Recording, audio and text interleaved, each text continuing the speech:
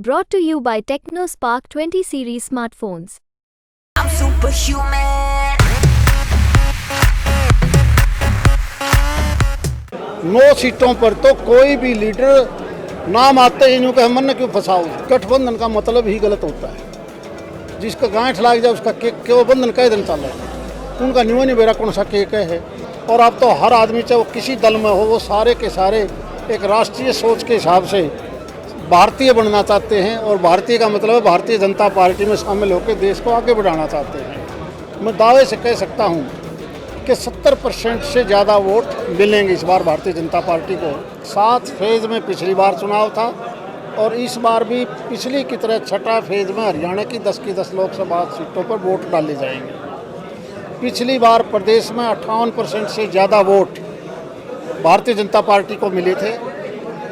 आम आदमी को हौसले को देखते हुए और अब तो हर आदमी चाहे वो किसी दल में हो वो सारे के सारे एक राष्ट्रीय सोच के हिसाब से भारतीय बनना चाहते हैं। और भारतीय का मतलब है भारतीय जनता पार्टी में शामिल होकर देश को आगे बढ़ाना चाहते हैं। इस लोकसभा में जहां पिछली बार चुनाव में 63% वोट था, मैं दावे से कह सकता हूं कि 70% से ज़्यादा वोट मिलेंगे इस बार भारतीय जनता पार्टी को। और क्योंकि प्रधानमंत्री जी की सोच देखी है सारे देश ने। दूसरी तरफ अगर देखोगे तो छोटे दल हैं, क्योंकि आज कांग्रेस पार्टी भी कोई राष्ट्रीय पार्टी नहीं बची।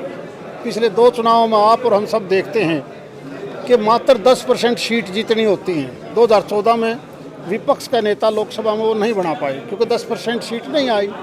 2019 में भी नहीं आई और 2024 में आने का तो मतलब ही नहीं बचा।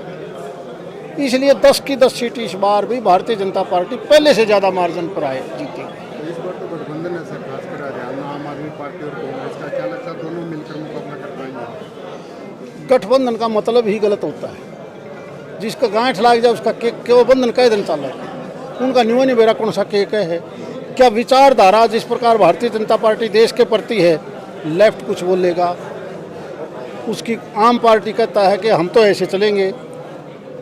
जितने दल हैं वो अलग अलग विचारधारा के हैं, तो क्या विचारधारा जब अलग अलग होगी कोई उनसे पूछना पड़ेगा तुम्हें हाथ में कोई दे दे कलम तो तुम क्या करोगे। कोई नज़र नहीं आ रहा, केवल मोदी जी ही नजर आ रहे हैं सारा देश। कांग्रेस भी जल्द टिकटों की घोषणा कर सकती है, तो क्या मानते हैं कौन सा उम्मीदवार? मैं तो ये मानता हूँ कांग्रेस के जो उम्मीदवार पहले नजर आते थे वो सारे के सारे कहीं ना कहीं दूसरे को ऊपर थोपना चाहते हैं। मैं नहीं लड़ना चाहता, मैं नहीं लड़ना चाहती, किसी और को लड़ा दो। ये सारे प्रदेश में है 9 की 9 में। एकमात्र रोहतक की सीट के ऊपर तो दावेदार है कि मैं चुनाव लड़ूंगा।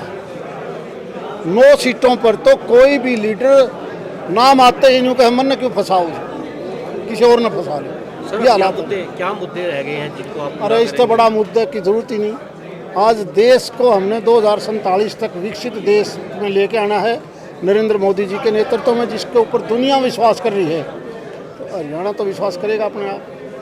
जो राहुल गांधी बड़े दावे कर रहे हैं, उन्होंने 50% महिलाओं को रोजगार का MSP के दावा का यात्रा कर रहे हैं और वो कह रहे हैं कि एक तरफ से माहौल बदलेगा इस बार, जो अंडर करंट जो कांग्रेस की तरफ दिखाई दे रहा है। वो अपना घर में पहले 50% कर लो। उसकी छोटी बहन है उसको तो कह तू पीछे हटे।